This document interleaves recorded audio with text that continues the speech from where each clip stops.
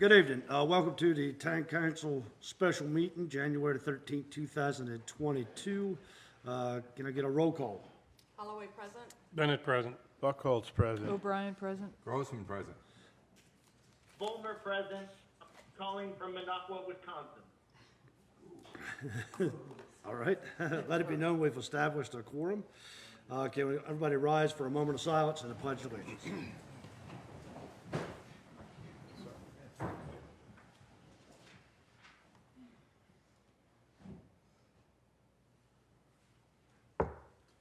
I pledge allegiance to the flag of the United States of America and to the republic for which it stands, one nation, under God, indivisible, with liberty and justice for all.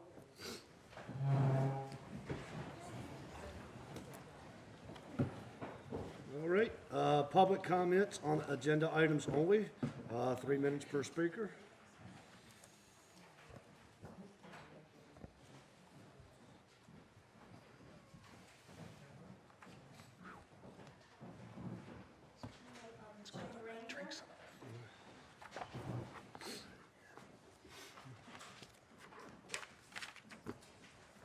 Good evening, Mr. Granger. Good evening, Mayor guys.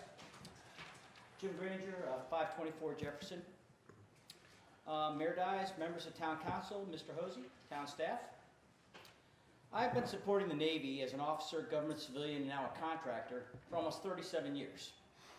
And over that time, I've seen many public-private partnerships. And sadly, only a tiny percentage have worked well. Whether the water plant is privatized or not, I can guarantee that the cost to citizens will go up, and probably significantly. Companies don't offer to purchase public utilities out of the goodness of their wonderful charitable hearts. They're in it to make a profit, which is automatically an increase over current town costs. As we go through this thing to make these decisions, I'd like to know the following. Number one, why would we do this? What's the benefit to the citizens of the town? Did the discovery process reveal issues in the water plant? I have heard rumors, please confirm, deny, or other, that the technology changed shortly after the plant was built, and it's essentially functionally obsolete, with parts becoming hard and expensive to find. Are we having trouble finding and keeping qualified staff, especially with the shortage of lower cost housing in Northampton County? We've had to close the beach a couple of times after major rainstorms. Is the potential privatization related to those problems? Is there a rough idea about how much costs will go up, and can the town protect itself? We don't want to find ourselves in a situation like Portsmouth, where Elizabeth River crossings can legally extort drivers at the downtown and midtown tunnels for 99 years with no way out of it. If the plant is privatized, will it be used to serve Northampton County beyond the town? Having lived on the other side of the bay and lived with the Hampton Road Sanitation District nightmare, I'm not encouraging it, but I know that HRSD is taking over wastewater for Exmoor, Mancock, and others. Have we looked at investigative working with HRSD might be a better option? Our beach and our harbor are our greatest assets. If the plant is privatized, how can we protect ourselves against mismanagement that might damage those waters? Thank you. Thank you, Mr. Granger. Thanks, Jim. John Coker.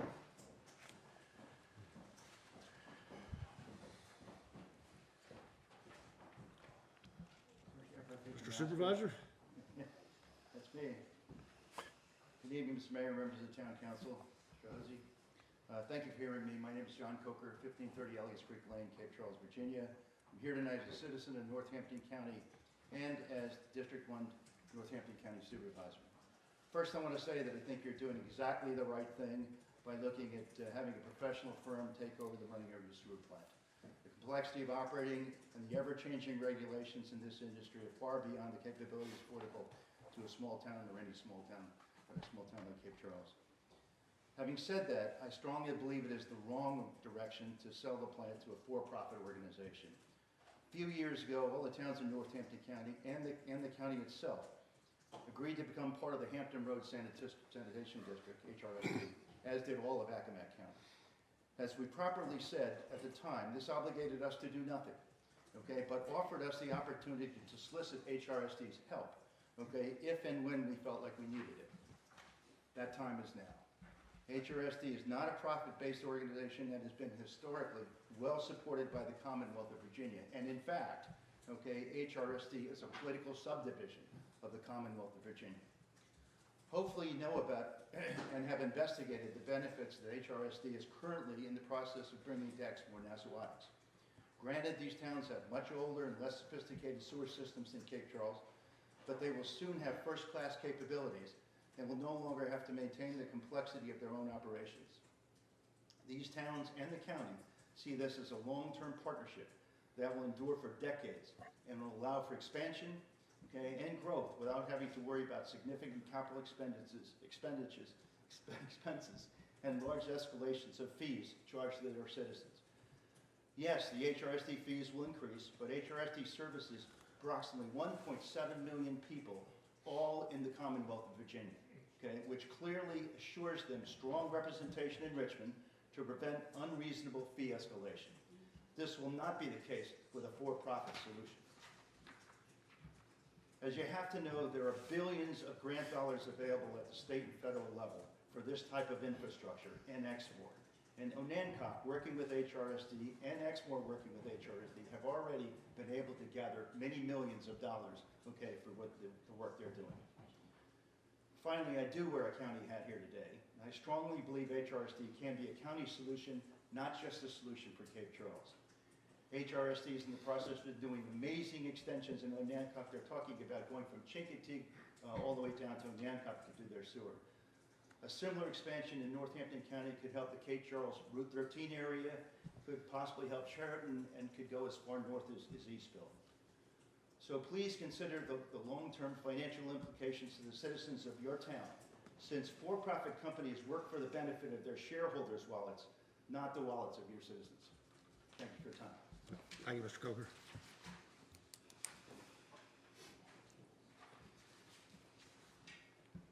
Lorraine Huffler.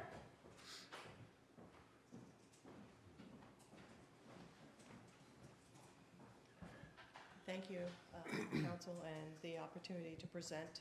I am a chemical engineer by training, a professional engineer, and for 33 years I have run a water and wastewater consulting business.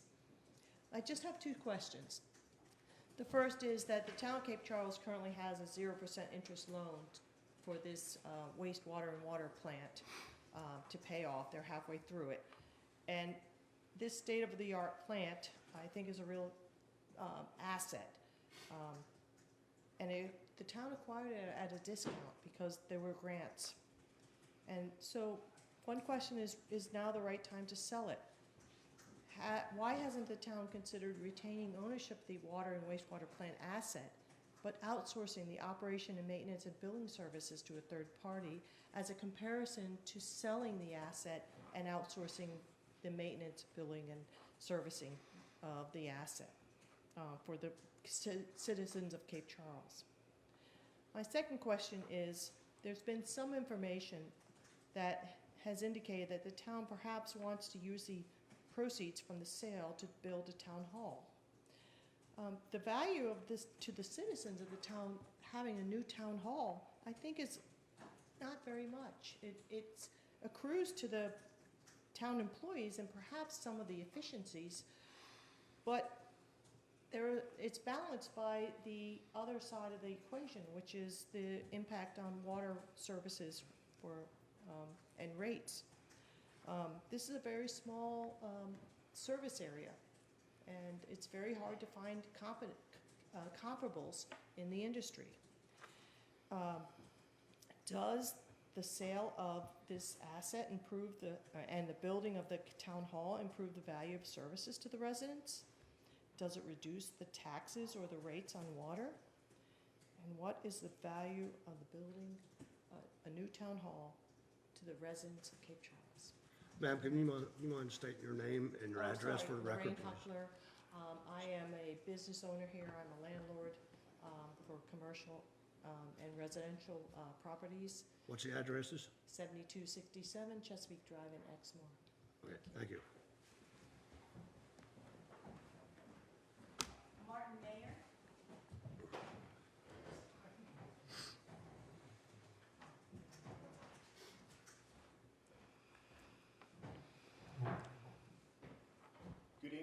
evening, everyone.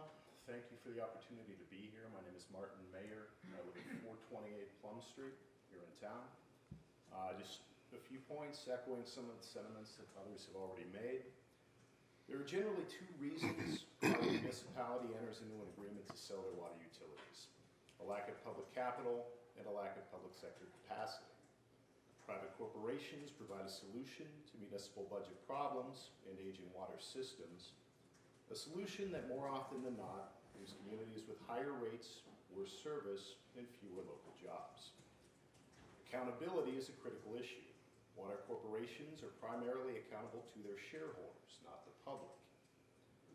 There is limited transparency and often unequitable expansion. And then you have the rate increases.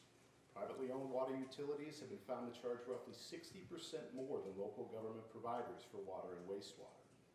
The simplest explanation is higher operating costs. A lack of competition during the sale, increased ancillary costs like income taxes and dividends, and the most interesting in our example is the cost of financing projects and improvements. Local government municipal bonds are often half the rate that private financing may cost. All of this is passed along. I know this is early in the process, but it hasn't been without substantial costs already in terms of consulting fees. I simply hope the decision moving forward is made with long-term consideration more than short-term goals. Thank you. Thank you, Mr. Mayor. No one else has signed up. All right. Thank you very much. Item 4A, review and selection of PPEA proposer. Mr. Hosey? Thank you, Mr. Mayor. As you all know, this has been a very long process we've been involved in for about 18 months now. When we first received an unsolicited proposal from a private utility company to acquire our utilities. Since that time, we've spent the last 18 months mostly on process, just trying to figure out how to bring this forward. We've had to work through the Public-Private Education Facilities and Infrastructure Act, which is a procurement process that's allowed in the state. We had to develop our own processes for that. What that told us was that we couldn't just accept one unsolicited proposal. We had to advertise to the public that we got this proposal so that others could propose as well, which we did, and we got a second proposal as a result of that. So we had to go ahead and hire a consultant to help us evaluate them. And to the comment that was just made, we did not pay for those consulting fees. Those fees are passed on to the proposers. So it doesn't cost the town anything to run those consulting fees. So it took a while for them to work through that. Now these proposals come in two parts. There's the first part that's public that just kind of introduces the company to the town. And then there's the second part, which is confidential, which really has the terms and conditions of a potential sale. Each proposer doesn't know what the other one's proposal says. It's confidential. It's protected by state law. So our consultant had to evaluate these proposals, do due diligence on these companies, let us know if they were legitimate providers. We also asked them to compare that to the status quo. So if the town were to keep the system, looking at our long-term plan for operations and for capital needs. Remember, this is an enterprise fund. Everything has got to stay within the enterprise fund. So that means any investment we make into the system has to go back into the rates. So we looked at that and compared, the status quo of us keeping it versus the proposals that we got, and had an executive session, interviewed both companies with the help of our consultant. And what we found out was that if we had to pick two companies in the world to come and be interested in this system, these were the two. That's what our consultant advised us. These are two very good, solid, legitimate providers.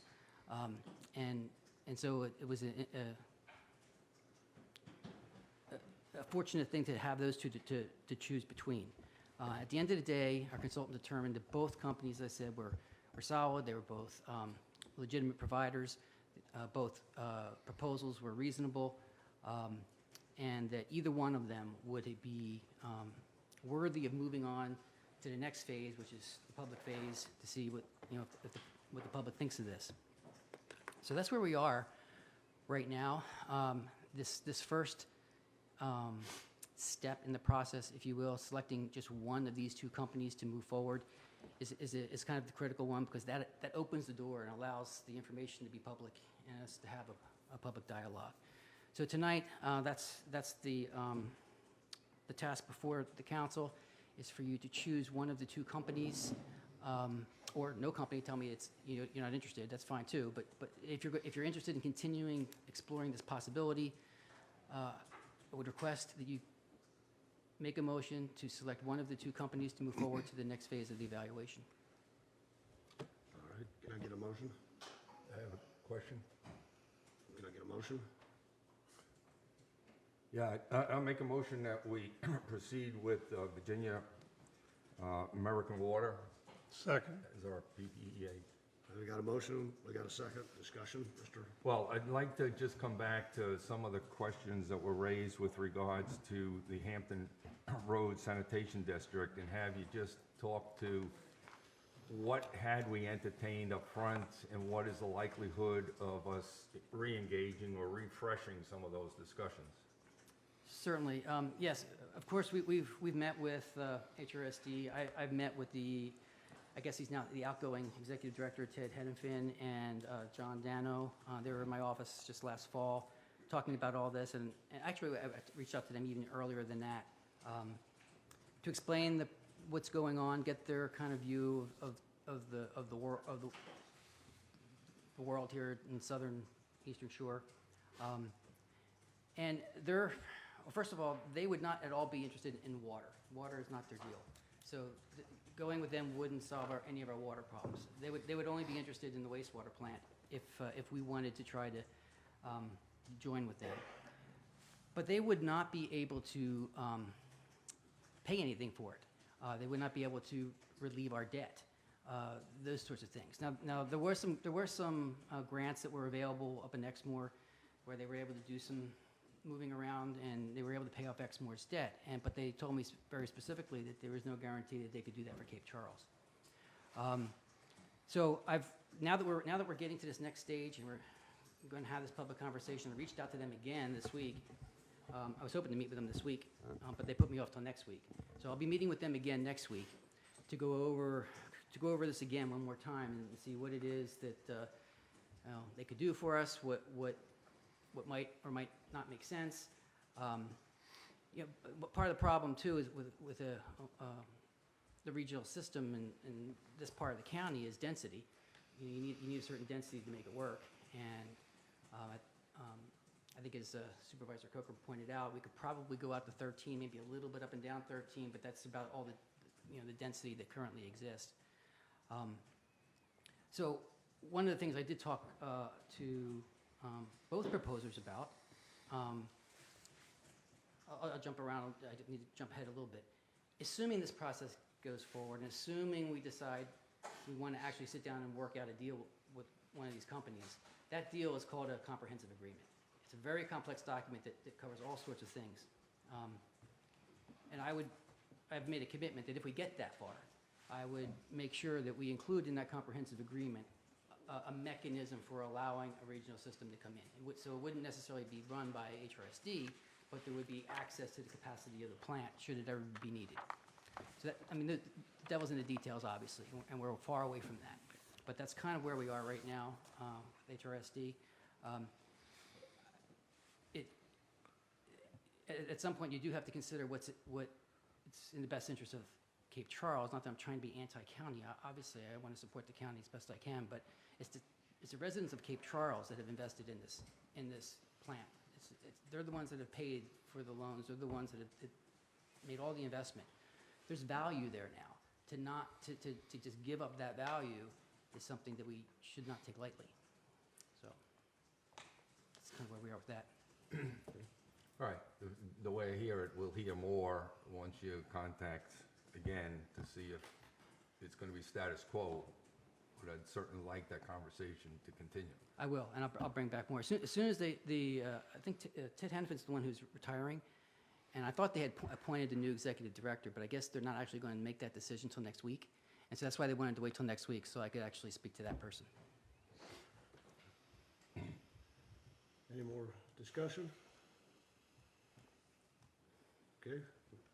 All in favor? I'm sorry, it's not really a discussion, I just wanted to make a couple of comments.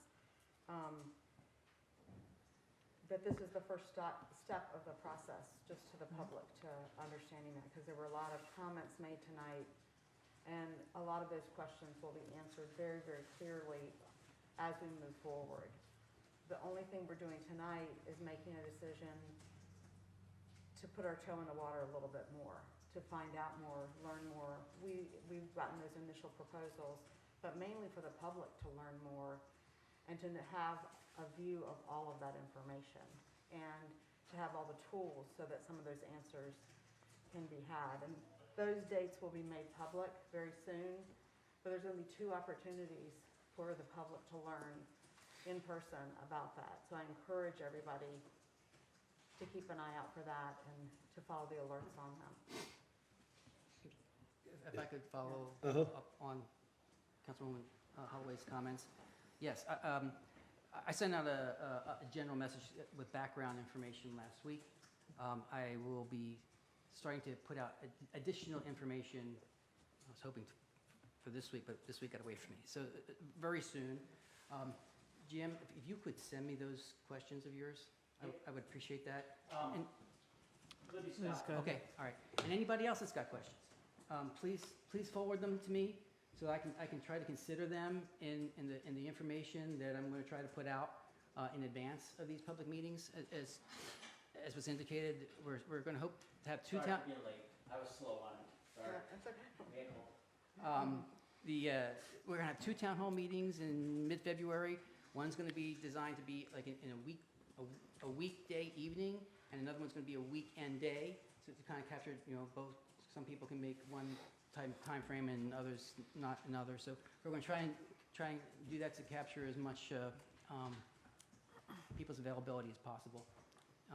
So yeah, if anybody's got additional questions, please feel free to forward them to me, and I'll consider how to incorporate that into the information that will be coming forward. I just think it's going to be incredibly important for every resident to take it upon themselves to get the accurate information as we move forward. And if you don't understand something, or if someone says something and you're like, I've heard this, get clarification before you go forward.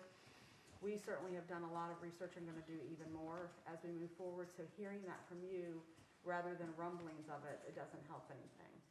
Like that we're doing this for a new town hall is That's not true. inaccurate, and I just want to clarify that, because that's one of those that can get blown out of proportion. Yes, we need a new town hall, but that is in no way why we're looking at the water and sewer sale. I just wanted to, I was going to say that in my public comments, but I don't know if anybody would be here at the end, so sorry for throwing that up a little bit.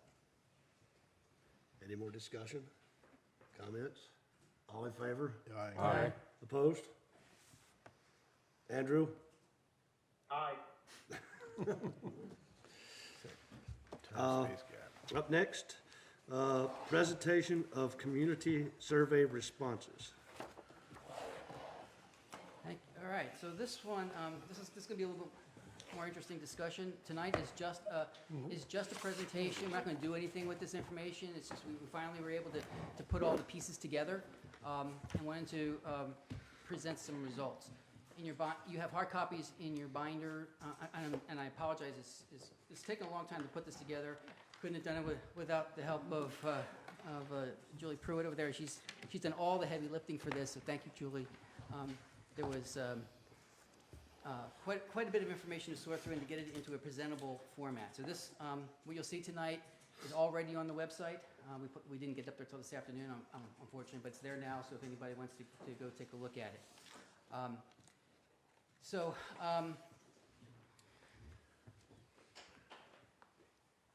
knew it wouldn't work.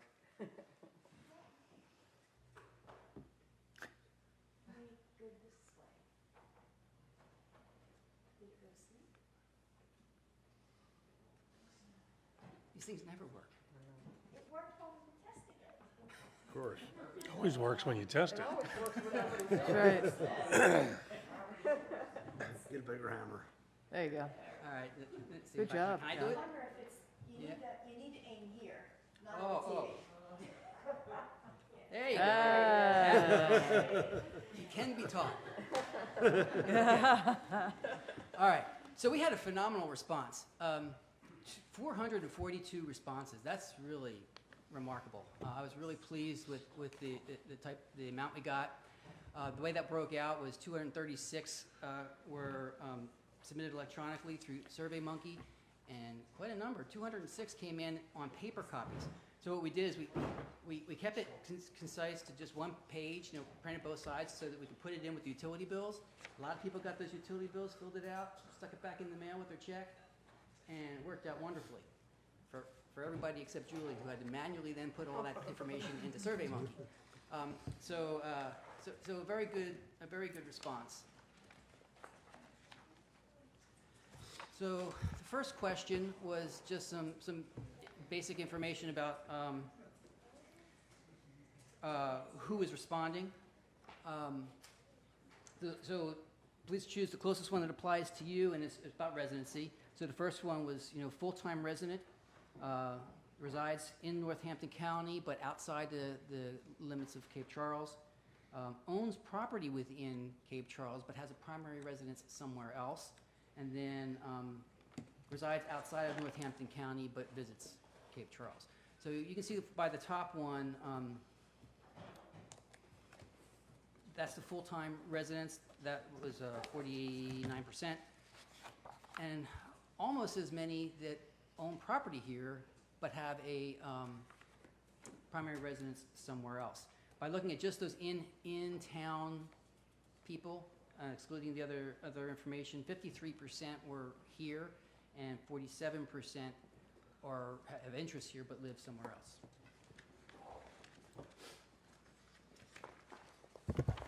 So this next one was to get an idea of how long people have lived here. And this one turned out pretty interesting. What's interesting is it's really evenly distributed. There's been some, I'm fairly new here too. There's been some rumor that there's new people like me make up a lot of the population, but what it really shows is a pretty even distribution. If you were to take everybody who would be considered new, or say 6 years or less, that makes up about 45%. And then if you take the long-term residents, that would be more than 10 years, that was 40%, and about 15% right in the middle. So a very interesting distribution across those demographics. The question was asked, do you own a business in Cape Charles? And about 20%, just under, 19% said yes.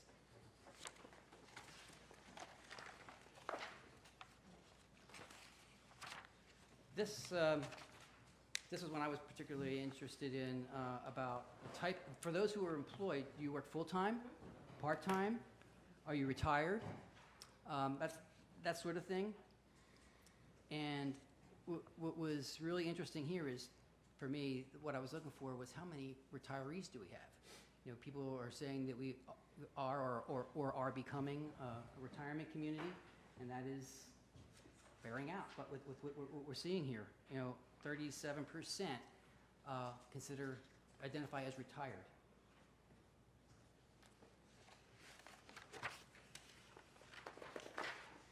This is the other one that was interesting for planning purposes. Of the people who do work, is your work primarily out of your home? And this was a really high number, a third.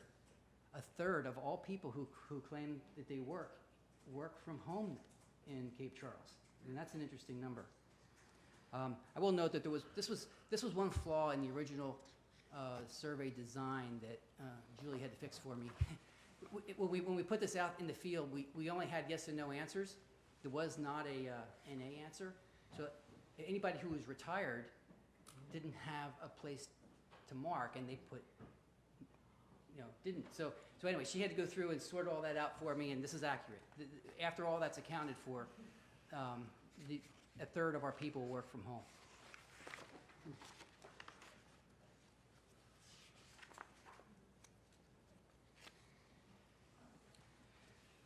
So the first, So the purpose of we kind of drove why we did this survey in the first place was because we developed a new strategic plan last year, and as part of that strategic plan, this was part of the strategic plan, to put out the survey and gather information on certain things. This is something we need to do every year so we can track trends, right? And you know, also, and what it shows was, have you read the plan? And it was a little disappointing that only half the people read the plan. But that's really not uncommon. I mean, if you can get half the public engaged enough to read plans, you're actually doing pretty good. It looks bad, but it's not that bad. So 50, we did get a little bit more than half. 51% said they read the plan. Okay. Now, these first 6 questions were pretty straightforward. Not a lot of comments with these first 6 questions. Okay. When we get to the next question is when the comments start rolling in. We had, and it took quite a while to get it condensed down to a form that was manageable, but it was still 67 pages of comments, okay? An awful lot to absorb. The average person's not going to read 67 pages of comments. So one of the things that took a long time is we attempted to summarize that down. So tab 1 that you're looking at now is the actual presentation I'm giving. Tab 2 is a summarized comment trends. Now, we took that as 66 pages and condensed it to 3. Now, obviously, if you take 66 pages and go down to 3, you can't capture everything, right? So these are just trends. These are summaries. It's just to help you understand the feel of the comments, okay? And so that we can talk about them tonight, because the comments are really important when you look at some of this data. So question 7 was, okay, that was did you read the plan? Question 7 was, if you read the plan, did you agree with the goals? Now, the strategic plan, if you recall, is broken down into stages as goals, a vision, goals, and objectives. So the goals help you achieve the vision, but the objectives help achieve the goals. It's kind of broken down that way. So we just took the goals, we just took that middle part and asked for what you thought. You can see by the graph, the green, say yes, they agree with it. The blue is the no, they didn't. But because of that large yellow one that said we didn't read the plan, it's kind of hard to see the percentage.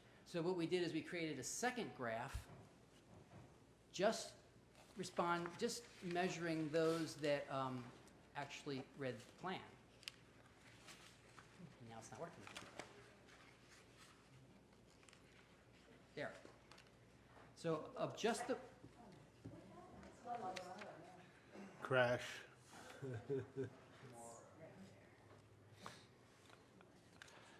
fails. In conclusion,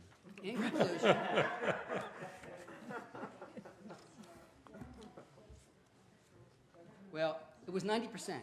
So of those that read the plan, 90% agreed with the goals. Okay, but you do need to look at the comments to put that into context, right? So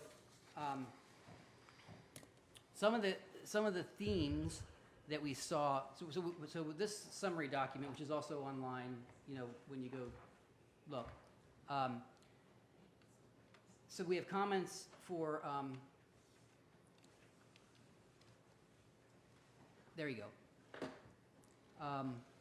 For those that did not agree with the strategic plan goals, some of the comments were they feel the plan, although good, is not being carried out the way it says. Another one is that the town, they feel there's a feeling that the town bends the rules for contractors, no checks on accessory dwelling units or other codes to check for proper compliance. Feels there are too many rentals and that tourists are forcing out residents. Businesses cater to mostly tourists. Hours are consistent in the summer only. Those types of things. Also, there was a note about no workforce housing.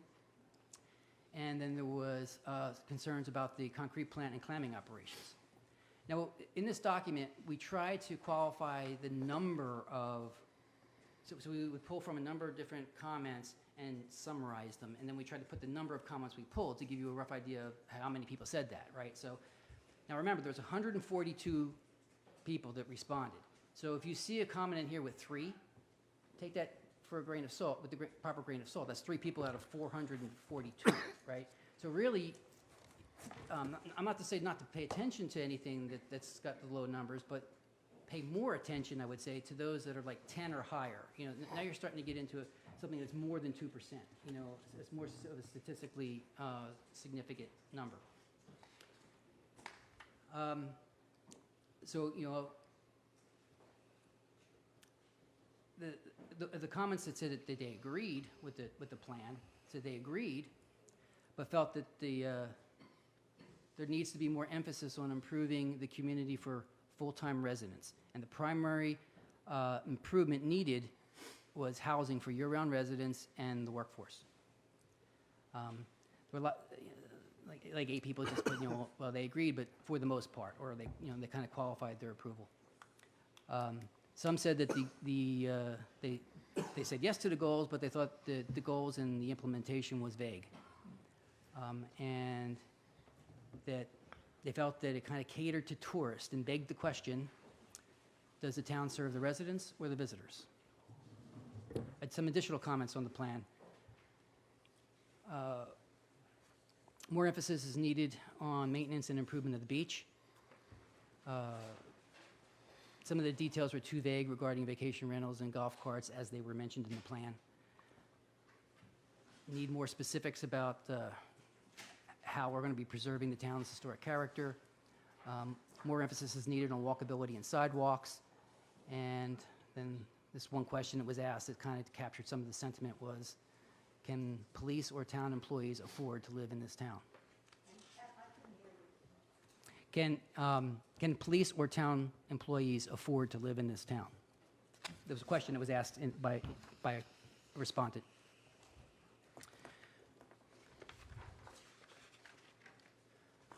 Okay. So, moving on to question 8. Has the town maintained or improved its small town character in recent years? Looking at the slide, overwhelmingly yes. Looks like, you know, 84% seem to think that we had. But again, looking at the slide alone gives you a false sense of security that we're doing well. When you read the comments, you'll see that we're doing well, but there's a lot of people that are nervous about it. So some of the comments that under this question, again, 84% said yes, but the yes respondents said yes, but they felt that there was an overemphasis on tourism, and tourism is starting to take over. Merchandise and new amenities in town are priced too high for the locals, and that these amenities are only available to accommodate tourists. On a positive, this came through on a number of comments, that community events and functions, like concerts in the park, 4th of July, Grand Illumination, Festive Fridays, that they really help to develop that small town feel and sense of community. So that was for some reason, I left the number of comments off the printed one. That was 7. If you want to write that down, sorry. There was some that said yes, but felt that the concrete plant and the clamming operations were starting to take a toll. Some more yes and no to some degree responses. Again, felt the beach needed improvement. And they said yes, but we're on the verge of losing our charm. The no responses, the ones that said no, we haven't maintained our small town feel. This was pretty overwhelming. The single largest comment, said in a number of different ways, was that the main reason we're losing our small town feel is due to the fact that we have too many vacation rentals and tourists. That was the by and large the number one reason. Little criticism of the council. They felt that the council makes decisions mostly to benefit tourism. Again, the clam operation and concrete plant concerns. And then there was some general concerns about parking issues around town. Additional comments, Vacation rental signs should not be allowed in front of vacation rentals. It detracts from the small town feel. Long-term renters are being forced out for short-term. Again, affordable housing for a workforce came up. Not enough amenities like restaurants and public restrooms. And this came up over and over again, that we're just becoming too much like Ocean City, Virginia Beach, or New Jersey. The whole state. The whole Right. state. Yeah. Kind of offensive to our New Jersey residents, right? I'm from New Jersey. The next question was it was a complex question that talked about whether or not you agreed with the council's view on economic diversity, and it basically talked to being able to have a healthy economy with both tourism and commercial and light industrial, and that generally, the tourism should stay to the north and manufacturing and light industrial should stay to the south. That was the general concept of the statement, and a majority of folks agreed with that. About 85% agreed with that general statement. However, the comments that went along with that. So the people who said yes, yes, but the clamming operation does not fit within this view, meaning that view the council posted. They said they agreed with that, but thought that the clamming operation was not consistent with that view. Yes, but strongly conditioned on. Now, the actual statement had a phrase in it that all these things would happen as long as these activities are thoughtfully located and regulated to minimize conflicts. So we had 14 people that said yes, but only if you mean that statement. There's a couple that said yes, but we also need some flexibility. And again, workforce housing came up.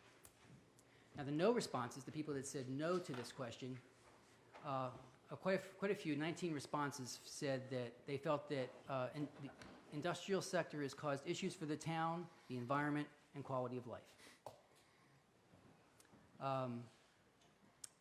That the town has not made this vision happen yet, and there's feeling that the watermen and locals have been pushed out. Additional comments include there should be more situations like Hook at Harvey and the Yacht Center mixed in with that light industrial area. And there was some confusion about whether the concrete plant was considered light industrial or not. Some people thought we were lumping the concrete plant in with that, and we didn't intend to. We meant outside the concrete plant, that's light industrial. But anyway, there was some confusion about that.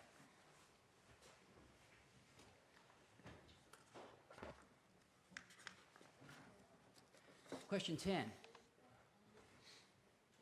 gets to town services. Are town public services appropriate for a community of our size?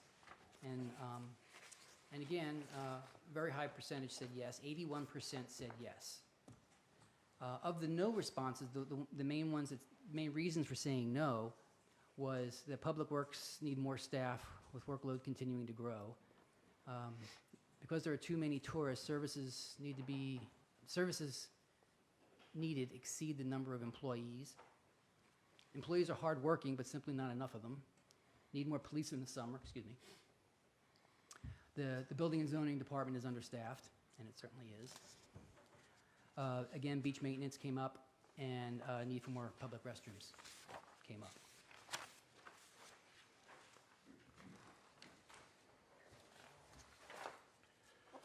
Now, that was the number of services. Now, the quality of services. Of those services, are you satisfied with the quality of the services? And again, a pretty high percentage responded yes. 82% agreed that the services were satisfactory. But by and large, the number one reason for no responses was water quality.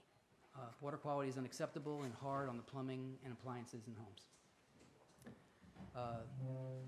Tourist growth exceeds staff capacity and causes staff to cater mostly to tourists. And again, Public Works needing to do more as far as trash pickup and leaves need to be ramped up on the weekends. Same thing with cleaning up beach entrances and Bay Avenue. And again, a general concern regarding all the boats, cars, trailers, motorhomes parked all over town.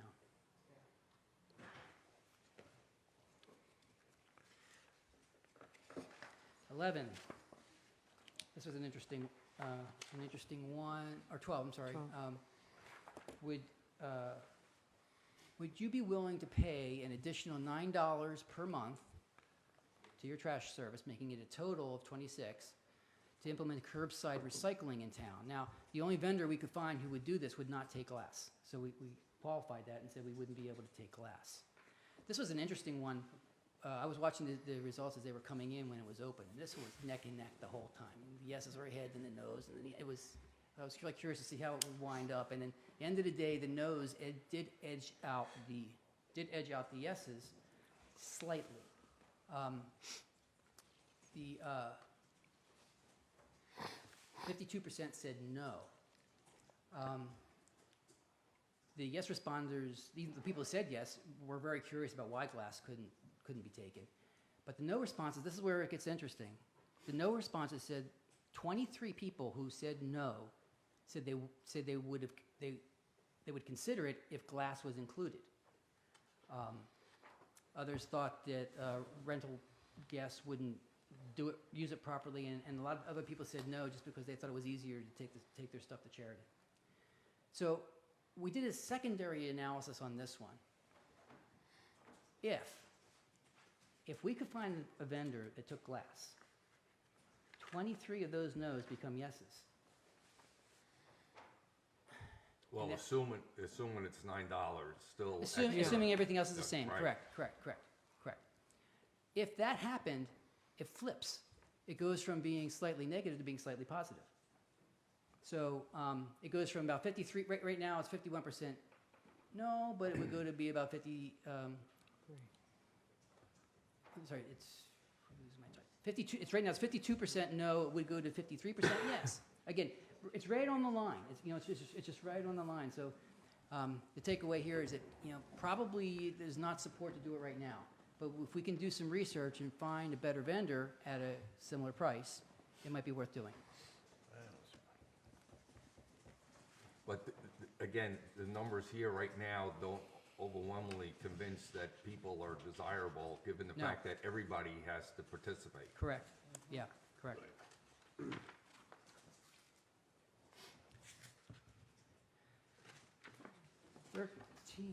Okay, paid parking was something we asked about because it had come up during budget time about whether or not we should implement paid parking in town along Bay and Mason Avenues.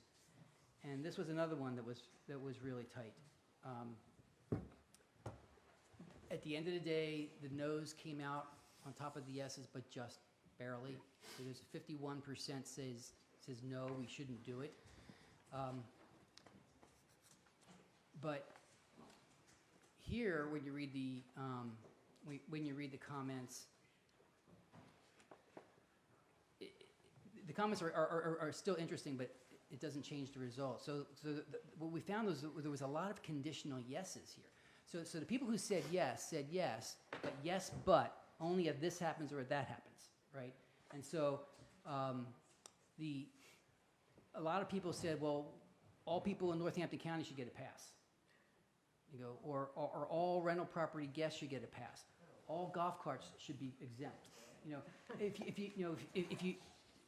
And then there was quite a few people that said, all property owners and residents should get a pass, and some other things. So if we were to implement such a program, we wouldn't give away that many passes, or it wouldn't be worth doing. So really, the yeses are not this strong because the program we would actually bring forward, a lot of those yeses would probably be no's.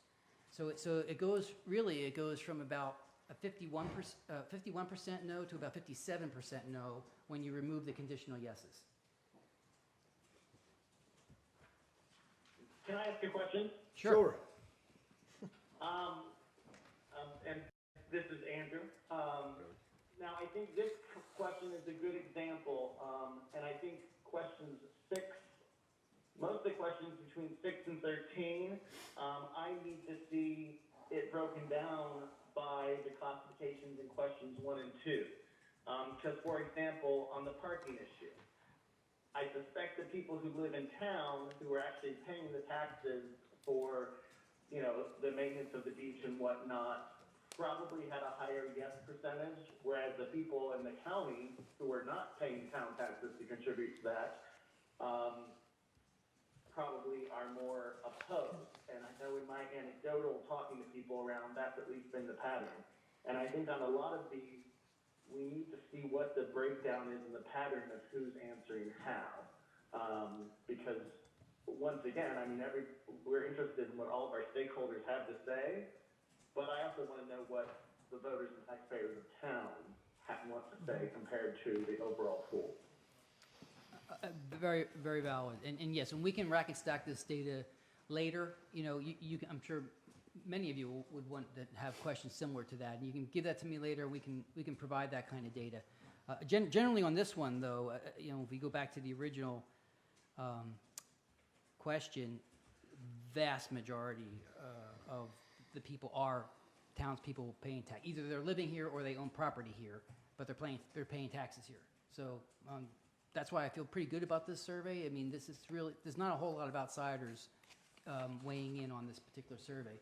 But certainly, Andrew, give me that or any other racking and stacking you want, and or any of you, and we'll get that data for you. Yeah, and I particularly appreciate everyone who participated, and I like the really meaty, substantive comments. It would be useful also to see the comments, the written comments coded by the question 1 and 2 as well. And you've got them. There's a binder here with all that stuff. So when you've got several hours on your hand and want to sit down and read through 66 pages of them, they're in your binder waiting for you. Oh, that's not a problem. I love doing that. I'm nerd that way. Okay. So again, this just accounts for the taking out those conditional yeses. It boosts the no's up to about 57% on paid parking.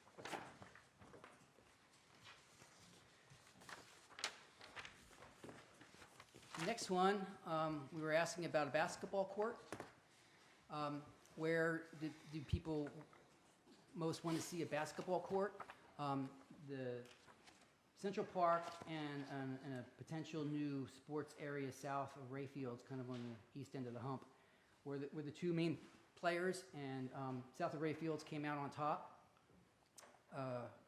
38% to 27%. There was associated comments with it, but it didn't really change the result. The comments were pretty what you would expect. There was a small number that were just against basketball in general, about 12%. But generally, the majority of people would prefer to see it not in the middle of a residential area in Central Park. That was kind of the comment. How do people find out what's going on? Word of mouth. Word of mouth was the biggest one. That's how more people find out what's going on. But after that, it was Facebook, the town website, and then the Gazette.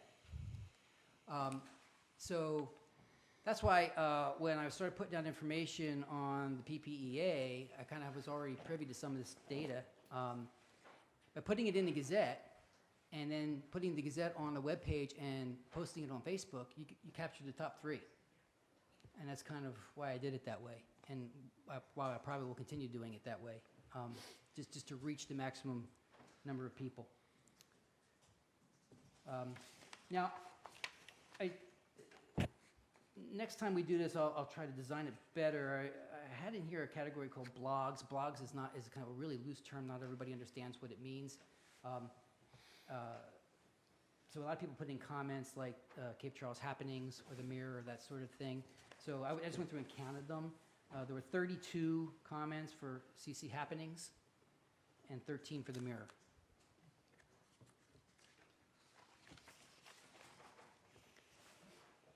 So that is the presentation.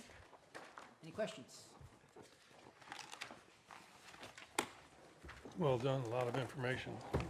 Yeah, I will there's take some- some time to look at There's it. some really good data here for just general making decisions throughout the year. It's just good to have some of this background. It's great to have a baseline, Yeah. which is what we were striving for, Mhm. and then growing forward. That's all I have, Mr. Mayor. Well, nobody has any more? I certainly appreciate it. Thank you, Julie, for all your typing. No one's happier to see this done than her. Till Andrew asked his question. Mr. Hosey, you got any more additional comments? Just one quick one. One of the, we've got a lot of irons in the fire right now, and one of them is the Historic District Design Guideline rewrite.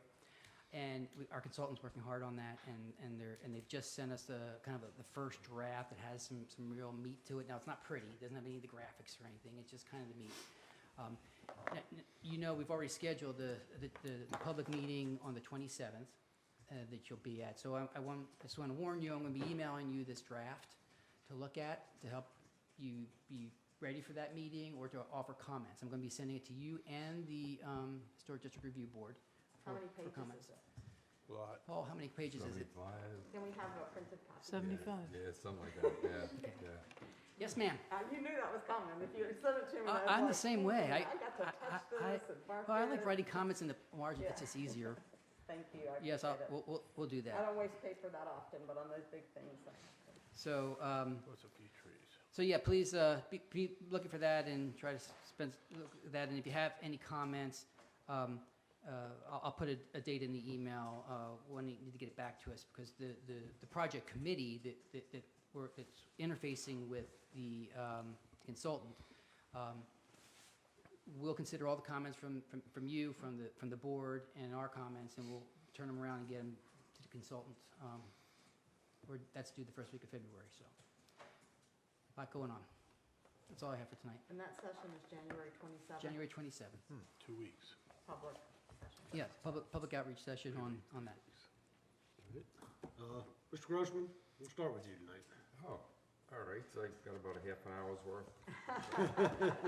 First, I just want to congratulate, we met last night and interviewed a number of candidates for boards and commissions and selected a number of them, but I'd like to thank everybody that had actually participated in submitting an application. We had elected Rob Harris and Ben Lewis to the Harbor Area Review Board, Kathy Fox to the Library Board, and Lauren Wigan to the Board of Zoning Appeals. We still have another interview scheduled for Historic District, and then can make a decision on that aspect. But again, appreciate everybody's involvement in participating from the public on that. Housing, I keep bringing housing, a number of things going on in that particular area. The ACMEC Northampton Regional Housing Survey that I've been bringing you along on, all the data has now been collected. They had another survey grouping of over 200 in December, so they had over 500 responses to the survey. Mid-February, we should start seeing some of that stuff, and we'll find out where the needs are within the community.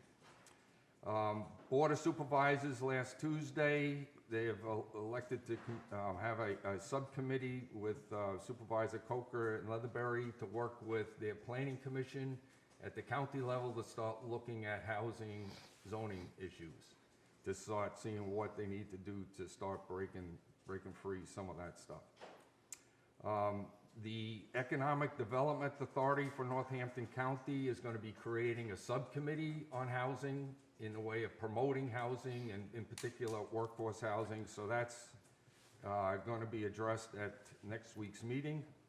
And lastly, the Eastern Shore Coalition on Housing is scheduled to go to Richmond first week of February to meet delegates and legislatures, as well as the HCD and Virginia Housing and a number of other organizations, to talk about all the various subjects relative to housing and what can be done, what's the needs on the Eastern Shore, and where we can seek help.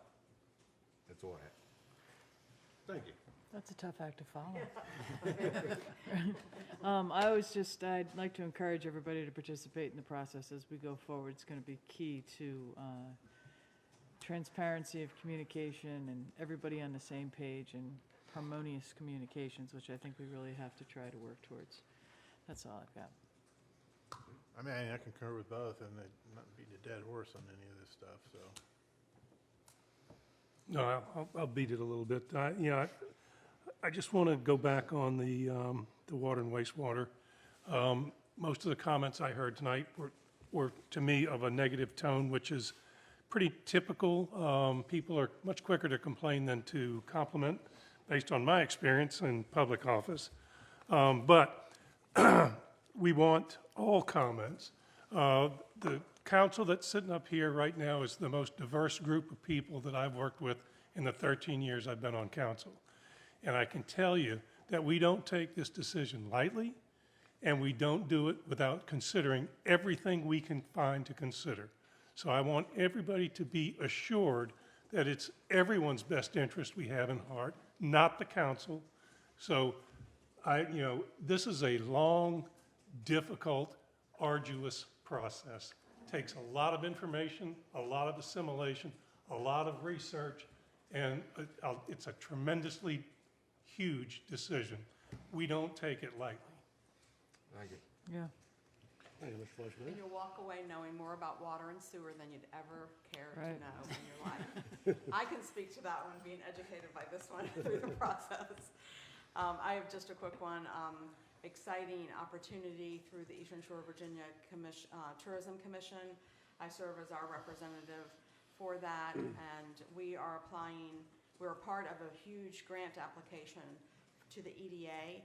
Huge meaning all of the regional Eastern Shore from top to tip, and then the Western Shore, including Virginia Beach, Norfolk, and those areas. Norfolk is leading the efforts, and we are putting in our grant ask is for a permanent bathroom. And so that is kind of as we move forward. So we're working with the Visit Norfolk folks on that. The deadline is in 2 weeks. So they're doing the heavy lifting. We're just supplying some bullet points and things. So keep our fingers crossed for that. And then the other thing, hopefully you've seen it, but the train officially moved to its new home. And want to give a shout out to Jim Outland of Canoni and Board of Supervisors John Coker for helping us to make that happen. We used 2 grants from Northampton County Infrastructure to both get the setting for and the tracks and the permanent location for the train, and then the physical move of the train. So next what comes is Canoni has agreed to pay for the asbestos removal. So we'll be doing that next, and then we progress forward with a lot of exciting steps and fundraising. Okay, thank you. Mr. Fulmer, you got anything you want to add? Nothing to add, but I'll beat a dead horse even further, and just really, I want to second Steve Bennett's comments. I think it's really important that people get engaged in this process, listen for the facts, and engage on the facts. No decisions are made yet, but a lot of speculation over, rumors and opinions that have not benefited from taking advantage of the town halls, et cetera, aren't helpful. Thank you, Mr. Fulmer, and I'm gonna whack that horse one more time. We're a little bit more privileged up here than everybody else because we do have some knowledge because of the PPEA process. And do want everybody to get involved. The lack of information that you have will cause you to make your own judgments and opinions. So the better you can be informed, the better decisions you all can help us decide on which way to go. So I really, really want all the citizens, I don't care if it's we need to do it, well, I'd rather not do it in the firehouse, but, but if we need 300, pack 300 people in a building, we'll find somewhere to pack 300 people, but it's a process. And I will say, I have really for 3 years had the pleasure of working with some really, really intelligent people sitting up here on this dais, and it's not a decision that we take lightly, and we've not made a decision. So it's a long process moving forward. It's been 18 months already. I'm sure it'll be a good amount of months moving forward. But ask questions. You heard town manager, email him your questions. If you've got questions, you want to know answers, we're not here to hide anything. We're going to be as transparent as possible. If we know it, we'll be willing to share it. So I do want everybody to get involved. And with that being said, can I get a motion to adjourn? Second. All in favor? Aye. Opposed? Thank you for calling in, Mr. Fulmer.